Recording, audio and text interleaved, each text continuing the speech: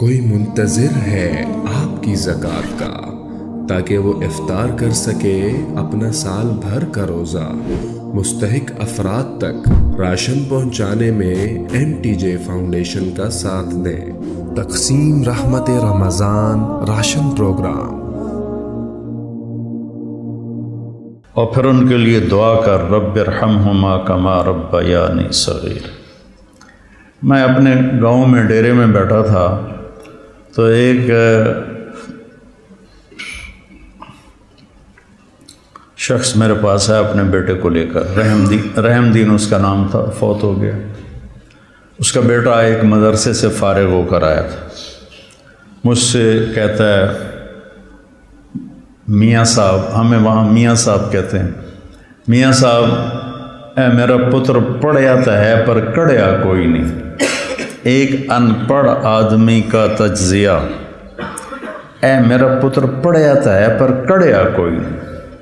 دودھ جب کاڑا جاتا ہے نا تو وہ ملائی آ جاتی ہے اور وہ ذرا گاڑھا بھی ہو جاتا ہے، مزیدار بھی ہو جاتا ہے۔ تو ہمارے بچپن میں اتنے بڑے بڑے گڑھوں میں سارا دن دودھ کے نیچے اپلے وہ جلتے رہتے تھے اور وہ اتنی بڑی ملائی کی تہ اس پہ آتی تھی اور پیلا زرد ہو جاتا تھا، تو وہ بہت پسند کیا جاتا تھا پینے میں بھی، اس کی ملائی کھانے میں۔ تو جو آدمی ایک اچھے کردار والا بن جاتا تھا تو اسے کہتے تھے میاں کڑے ہویا ہے۔ اب سمجھ گئے یہ مثال؟ اے میرا پتر پڑھے آتا ہے پر کڑیا کوئی نہیں۔ میں کیوں ہے کہ تو ماں پیو نال گل کرن دا ہی ول نہیں آتا، اسے تو یہ نہیں پتا کہ ماں باپ سے بات کیسے کرنی، اتنی بدتمیزی سے بولتا ہے۔ تو یہ مٹی تے سو پڑھ کے آیا، تو میں تم سے یہ نہیں چاہتا ہوں کہ تم جاؤ تو تمہارے ماں باپ کہیں پڑھے آتا ہے پتر پر کڑیا کوئی نہیں ہوں۔ تم اپنے ماں باپ کے سامنے وخفض، جھک جاؤ، لہما جناح الذل من الرحمہ، محبت سے، جبرن نہیں، محبت سے، اور دل سے یہ دعا کرو رب ارحمہما کما ربیانی صغیر۔ جب سے میرے ماں باپ فوت ہوئے، 88 میں میرے والد فوت ہوئے، میں نے 10 نفل شروع کیے ان کے لیے۔ 2001 میں والدہ فوت ہوئی، اب ان کو بھی 20 سال ہو گئے، 21 سال۔ میں دونوں کے لیے 20 رکعت نفل روزانہ پڑھتا ہوں۔ میں بیمار ہو جاؤں تو الگ بات ہے، سر میں درد ہلکا پھلکا ہو تو میں پڑھتا ہوں، شدید ہو جائے پھر رہ جاتا ہوں۔ تو میں 1000 نفل بھی روزانہ پڑھوں تو میں والدین کا حق ادا نہیں کر سکتا۔ ایک شخص آیا، حضرت عبید اللہ بن عمیر تابعین میں سے ہیں، کہ جی میں نے خراسان سے اپنی ماں کو کندھے پہ بٹھایا اور مکے تک لا کے سارا حج اس کو اپنی کمر پہ بٹھا کے کروایا، میں نے ماں کا حق ادا کر دیا۔ تو انہوں نے کہا ولا طلقۃ واحدہ، ایک طلقہ کا بھی حق ادا نہیں۔ طلقہ کسے کہتے ہیں کہ جب بچہ پیدا ہونے لگتا ہے تو ماں کو دردیں، کوئی لہریں اٹھتی ہیں، وہ ایک لہر آتی ہے اس کی چیخیں نکال دیتی، پھر وہ لہر تھم جاتی، پھر دوبارہ اٹھتی ہے تو پھر اس کی چیخیں نکلتی ہیں، پھر وہ تھم جاتی۔ ایسے گھنٹوں وہ لہریں چلتی ہیں اور وہ جو ماں ہوتی ہے وہ تڑپ تڑپ کے کہیں جاتی ہے۔ تو وہ جو بے شمار دردوں کی لہریں اٹھتی ہیں، تو انہوں نے فرمایا ابھی ایک درد کی لہر کا حق بھی ادا نہیں ہوا، ولا طلقۃ واحدہ، بھی ایک کا حق بھی ادا نہیں ہوا۔ ایک شخص نے اپنی ماں کو حج کرایا پیدل، اور طواف میں تھا تو عبداللہ بن عمر نظر آ گئے، تو طواف سے فارغ ہو کر کہنے لگا جی میں نے ماں کو پیدل حج کرایا ہے۔ وہ کافی لمبا سفر ہے اور اس وقت پہاڑ تھے، نہ سرنگیں تھیں نہ راستے تھے، پہاڑ تھے۔ تو میں نے ماں کا حق ادا کیا، تو ان کا ولا زفرۃ واحدہ، کہ تیری ماں تجھے اٹھاتے ہوئے تھک تھک کے جو لمبے سانس لیتی تھی، یہ زفرہ ہے، کبھی ایک سانس کا بھی حق ادا نہیں۔ حضرت عمر کے پاس ایک شخص آیا، جی جیسے میری ماں نے میرے کپڑے دھوئے میں دھوتا ہوں، میرے پخانے دھوئے پخانے دھوتا ہوں، پیشاب دھوئے پیشاب دھوتا ہوں، مجھے کھانے کھلائے میں کھانے کھلاتا ہوں، میں نے ماں کا حق ادا کر دیا۔ تو حضرت عمر نے کہا نہیں۔ کہا کیوں؟ کہا وہ جب تجھے پالتی تھی نا، تیرے پیشاب پخانے دھوتی تھی، تیری زندگی کے لیے دعا کرتی تھی، اور تو جب اس کے لیے یہ مشقت اٹھاتا ہے تو کہتا ہے یا اللہ جلدی بولا، اللہ تھک گیا، تو نے ماں کا حق ادا نہیں کیا۔ تو کہنا میرے نبی نے تمنا کی، میری ماں مجھے پکارتی تو میں نماز کے اندر کہتا لبیک۔ تو بچوں، آپ ابھی بچے آپ کے ماشاءاللہ والدین زندہ ہوں گے انشاءاللہ، اللہ خیر کرے، کسی کا فوت بھی ہو جاتا ہے تو اللہ کی تقدیر ہے۔ تو یہ میرے رب کا اس کو اتنا دہرایا اللہ نے، پورے قرآن میں دہرایا ہے، پورے قرآن میں دہرایا کہ اپنے ماں باپ کے ساتھ وہ جو وصایا ثلاث ہیں، اللہ تشرکوا باللہ شیئا وبالوالدین احسانا، وہاں بھی سورہ انعام میں 3 وصیتیں قرآن میں آتی ہیں۔ تو پہلا ہے شرک نہ کرو، اور پھر بالوالدین احسان، والدین کے ساتھ احسان کرو۔ احسان ہوتا ہے کسی کام کو سب سے اعلیٰ درجے پر کرنا، اس کا نام احسان ہے۔ هل جزاء الاحسان الا الاحسان، تو اللہ پر کوئی احسان تو نہیں چڑھایا ہم نے۔ هل جزاء الاحسان کہ تم نے میری اطاعت کو بہت اعلیٰ درجے پہ پورا کیا، تو اب میری طرف سے تمہارے اوپر بھی بہت اعلیٰ درجے کا صلہ آئے گا، اور وہ جنت ہے۔ ابن القیم نے روایت نقل کی کہ ایک آدمی ایسے بیٹھا ہوگا تو ایک منظر، صرف ایک منظر کو دیکھنے میں اسے سالہ سال گزر جائیں۔ 70 سال کا مطلب ہوتا ہے بہت زیادہ، وَإِن تَسْتَغْفِرْ لَهُمْ 70 مَرَّةً، پتہ نہیں کتنے سال وہ ایسے بیٹھا اس میں گم مزہ لیتا رہے گا، مزہ لیتا رہے گا، مزہ لیتا رہے گا۔ یہ تو تھوڑی دیر کے بعد ہماری طبیعت بھر جاتی ہے، بس یار بس۔ پہلی دفعہ میں گیا کینیڈا تو میں نے خود کہا نیاگرا فال جانا ہے، دنیا کی سب سے بڑی جو آبشار ہے وہ نیاگرا ہے، عجب اللہ کی قدرت ہے، دیکھ کے حیرانی ہوتی۔ تو ہم شوق سے گئے۔ دوسری دفعہ کینیڈا گیا تو میں نے نہیں کہا، مقامی لوگوں نے کہا نیاگرا چلے، میں نے کہا چلو، چلے گئے۔ تیسری دفعہ میں کینیڈا گیا تو انہوں نے کہا جی نیاگرا چلے، میں کہا ویکھ لیا، بس کرو ہن کی ویکھنا، ٹھیک، دل بھر گیا۔ جنت میں ایسا نہیں ہوگا، ہر لمحے سما بدلتا جائے گا، ہر لمحے۔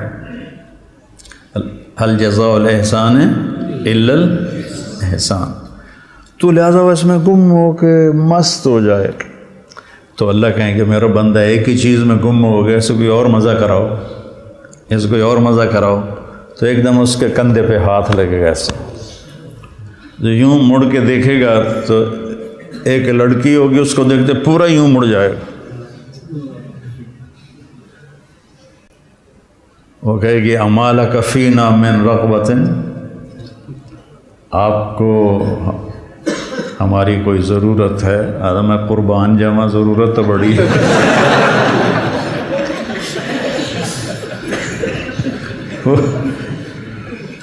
وہ کہے گا تو ہے کون، تو میری جنت میں سے نہیں ہے؟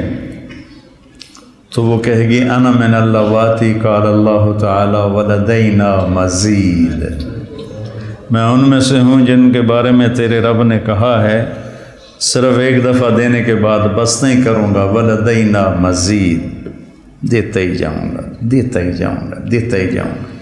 هل جزاء الاحسان الا الاحسان، تو وبالوالدین احسان کہا ہے، خدمت نہیں کہا، اچھا سلوک نہیں کہا، سب سے اعلیٰ درجے کا جو سلوک تم کر سکتے ہو کرو۔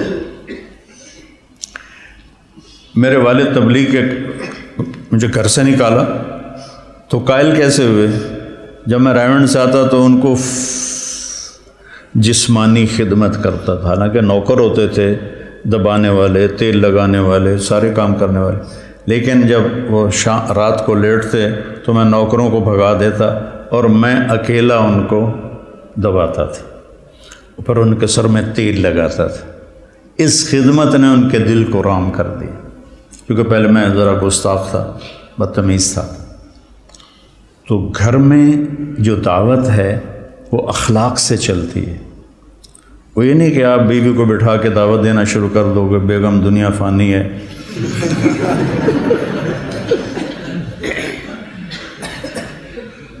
تو گھر میں جو آپ کا سکہ جمے گا جھک جانے سے جمے گا. ماں باپ کے لیے چائے بناؤ، کپڑے دھو، ان کو دباؤ، ان کے سر میں تیل لگاؤ، ان کی آنکھ کا اشارہ سمجھو، تو میں سمجھوں گا کہ آپ نے صحیح قرآن پڑھا ہے. اور رشتہ داروں میں بھی زبان سے دعوت نہ دیا کرو، اپنے اخلاق سے. چونکہ رشتہ دار سب سے مشکل ہوتا ہے تعلق قائم کرنا رشتہ داروں میں. جب تو اللہ نے اتنی آیات اتاری ہیں اور اتنی احادیث ہیں، تو اس میں سب سے مشکل ہوتا ہے رشتہ داروں سے تعلق قائم کرنا، کہ وہ رویے ٹکراؤ ہوتا ہے. تو اس میں آپ کے اخلاق، آپ کی تواضع، آپ کی عاجزی، کوئی ان میں سے بدتمیزی کرے تو آپ کا برداشت کرنا عموماً، اور والدین خاص طور. لیکن اس میں ایک بات کی احتیاط رکھنی ہے کہ کل کو اللہ آپ کی شادی کروائے تو شادی بیوی کے معاملے میں احتیاط کرنی ہے. آپ کے ماں باپ کا آپ پر پورا حق ہے، لیکن آپ کی بیگم پر ان کا کوئی حق نہیں. میں بچیوں سے بھی کہتا ہوں کہ تم اپنے ماں باپ کو چھوڑ کے آ گئی ہو، اب اپنے خامد کے ماں باپ کو اپنے ماں باپ بنا دو. اور خامد کے ماں باپ سے کہتا ہوں کہ تم نے اپنی بیٹیوں کی شادیاں کر کے روانہ کر دیا اور تمہاری حویلی خالی ہو گئی بیٹیوں سے، تو تم ایسا کرو کہ یہ جو بہو آئی ہے اس کو اپنی بیٹی بنا لو. جب اس کو بہو کی نظر سے دیکھتی ہو تو پھر تمہارے اندر حسد پیدا ہوتا ہے، غصہ پیدا ہوتا ہے. اسے بیٹی کی نظر سے دیکھو، یہاں تمہاری جگہ، اس بہو کی جگہ تمہاری بیٹی بیٹھی ہوتی تو تمہاری نظروں میں کیا پیار ہوتا. جب بیٹی کو تم نے روانہ کر دیا ہے، اب پیچھے یہ تمہاری بہو آ گئی ہے، تو اس کو وہی نظر دو جو اپنی بیٹی کو دیتی تھی، تو گھروں میں خوشیاں. تو ماں باپ کا تمہاری بیوی پر کوئی حق نہیں ہے. لیکن میں نصیحت کرتا ہوں بچیوں کو کہ خامد کے ماں باپ کو عزت دو، ان کی خوشی سے خدمت کرو. اگرچہ تمہارے ذمے نہیں، لیکن کرنا تمہارے لیے اجر و ثواب کا باعث ہے. اور بچی کے ماں باپ سے کہتا ہوں، دیکھو پوری ہدایہ جیسی کتاب میں بھی ساس کا کوئی حق نہیں لکھا ہو. ساس سسر کا کوئی حق لکھا، باب الخواخ ہے کوئی؟ کیوں جی مولوی زبیر صاحب، باب الخواخ کوئی نہیں ہے. خامد اور بیوی کے حقوق، اولاد کے حقوق. تو میری ذمہ اپنی ماں باپ کی خدمت ہے. میری بیوی خوشی سے تیار ہو جائے تو اس کا احسان ہے، اس کی نیکی ہے. زبردستی کر کے میں کروں ورنہ میں تجھے نکال دوں گا تو یہ ظلم ہے. ماں باپ کے کہنے پہ طلاق نہیں دینی. طلاق دے دو، بڑی نافرمان ہے. اپنی بیٹی کے لیے کہتے ہیں وہیں رہو، وس کے رہو ساڑھے کو نام ہی. اور بہو کو کہتے ہیں طلاق دے دو اسے، کسی کی بیٹی ہے. تو اس میں اعتدال کا راستہ اختیار کرنا یہ آپ لوگوں کے ذمے ہے. اور جب بھی بیوی کی تمہیں شکایت سننے کو ملے، پہلے تحقیق کرنا، پھر کوئی بات کرنا. عموماً شکایتیں غلط ہوتی ہیں. ایک ہماری رشتے میں پڑنانی تھی، رشتے میں مجھے ابھی پتہ ہی نہیں کہ وہ میری کیا لگتی تھی. تو وہ آئی میری نانی کے گھر، تو اندر پردے نال اس کی بہو پیچھے آ رہی تھی. میری نانی نے آندی ہے تو میرے کو پوچھنا ہے اے تھوڑا رنگ پیلا کیوں ہو گیا ہے. یہ انہوں سمجھا رہی ہے کہ تو میرے کو پوچھنا تھوڑا رنگ پیلا کیوں ہو گیا. اچھا وہ میری نانی کا ان سے کوئی بانجی بھتیجی کا رشتہ تھا، تو انہوں نے کہا جی ٹھیک ہے جی نانی جی۔ وہ پچھو بہو آ گئی، سلام دعا کے بعد وہ کہنے لگی خالہ جی تھوڑا رنگ بڑا پھکا پی گیا، ہاں نہ دودھ پلائندی ہے، نہ چاہ پیوائندی ہے، نہ انڈے کھوائندی ہے، نہ روٹی دا پوچھدی ہے، نہ پانی دا پوچھدی ہے۔ اگو وہ بھی تھی یہ کودے نو تو وہ کودے تیرا، سی کا بھائی بگھیرا، یہ کودے نو تو وہ کودے تیرا۔ اگو اس نے بھی لے لیا ہاتھوں ہاتھ، ہر شے کھا جانی ہے تو ہلی پہ آنی ہے، میں تین کچھ نہیں پوچھ دیا۔ تو بیٹا یہ ایک زندگی ہے جو میں کوشش کرتا ہوں کہ آپ وہ زندگی سیکھیں۔ کیف عاملہم بھی اسی لیے نصاب میں داخل کی کہ آپ کو پتہ چلے کہ زندگی گزارنی کیسے۔ اللہ نے شروع سے مجھے ایک بڑی فیملی میں پیدا کیا، بچپن سے نوکروں کی بہتات۔ میری شادی ہوئی، ٹھیک ہے، میری بیوی فیصل آباد، اور اس وقت دیہات کچی سڑکیں 83 میں، بجلی بھی اس وقت کوئی نہیں تھی۔ وہ بیچاری گھبرائی ہوئی، ایک ہماری جانگلی زبان اسے سمجھ میں نہ آئے، وہ یہاں فیصل آباد کی، وہ گھبرائی ہو۔ میں اس کو حوصلہ تسلی کے لیے بڑی ہمت افزائی کرتا، تو پوری ایک کچہری لگی، پھوپھیاں ماسیاں کٹھیاں۔ اچھا، میری ماں کو میرے والد چولہے پہ نہیں بیٹھنے دیتے تھے، زیادہ سے زیادہ یہ تھا کہ وہ جب سالن پک کے آتا تھا تو وہ تقسیم کر دیتی تھی، ورنہ وہ بھی نوکرانی کرتی تھی۔ تو میرے والد یعنی میری ماں کا بڑا احترام کرتے تھے۔ وہ کہتے تھے نوکر کیڑے کس واسطے جے تم ہی چولہے تے جاتے بہ جانا، تم چولہے تے نہیں بہنا۔ تو اب یہ میں اپنی آنکھوں سے دیکھ کے پروان چڑھاؤں۔ 30 برس کی عمر میں میری شادی ہوئی، 30 سال میں نے اپنی ماں کو دیکھا کہ وہ چولہے تے نہیں ہوندی۔ میری ماں کو روٹی بنانی نہیں آتی تھی، کدی شوق نال بنے دی تو ادھی دے جاندی کبھی بنائی جو نہیں۔ اب مقدمہ ہو رہا ہے، ماں تیری چولہے تے سڑدی پئی ہوندی ہے تے بیوی تیری ٹھک کے منجے تے بیٹھی ہوندی۔ یہ میرے گھر میں ہو رہا ہے، ماں تیری چولہے تے سڑدی پئی ہوندی ہے تے بیگم تیری ٹھک تے منجی تے بیٹھی ہوندی ہے۔ میں ہس پیا، میں کہ میری ماں کداں چولہے تے سڑی ہے، میں بھی تھائیں جمیا تھائیں وڈا ہویا، میں دسو تو صحیح میری ماں کداں چولہے تے سڑی ہے۔ یہ ہماری معاشرت ہے، تو اس سے آپ لوگوں نے پرہیز کرنا ہے، عدل کرنا ہے۔ الگ رہنے کا انتظام کر سکو اسبابوں تو بہت اچھا ہے، اکٹھے رہنے کا ہے تو پھر بیوی کو پناہ دو، اس کو اپنے ماں باپ کی شدت سے بچاؤ۔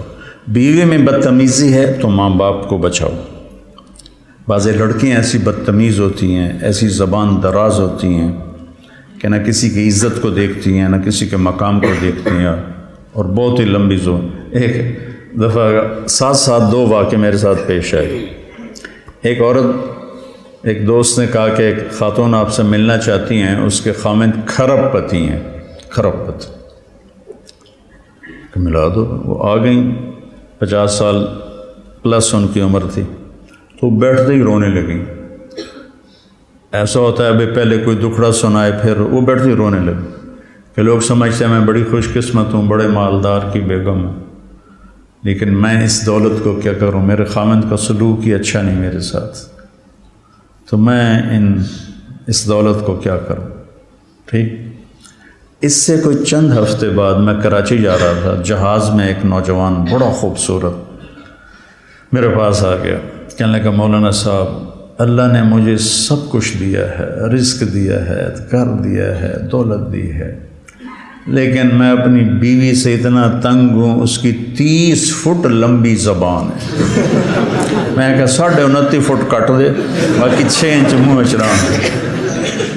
اس کی 30 فٹ لمبی زبان ہے. تو ایک بیوی کی بدتمیزی سے پریشان ہے، ایک خامند کی بدتمیزی سے پریشان ہے. اس لیے بعض اوقات جب بے جوڑ شادیاں ہو جاتی ہیں تو ماں باپ کہتے ہیں نبھاؤ. طلاق کس لیے ہے؟ طلاق اس لیے ہے اگر خامد بدتمیز ہے تو ان کی عادت نہیں بدلے گی، بچی کو فارغ کرا لو. بچی بدتمیز ہے تو اپنے بچے کو ذلیل نہ کرو، فارغ کرا دو. اللہ نے طلاق اس لیے رکھی. تو میرے عزیزو، یہ زندگی کے اسباق ہیں جو اتنے ہی ضروری ہیں جتنے ہم باقی اسباق کو پڑھتے ہیں. کوئی منتظر ہے آپ کی زکوٰۃ کا تاکہ وہ افطار کر سکے اپنا سال بھر کا روزہ. مستحق افراد تک راشن پہنچانے میں MTJ فاؤنڈیشن کا ساتھ دیں. تقسیم رحمت رمضان راشن پروگرام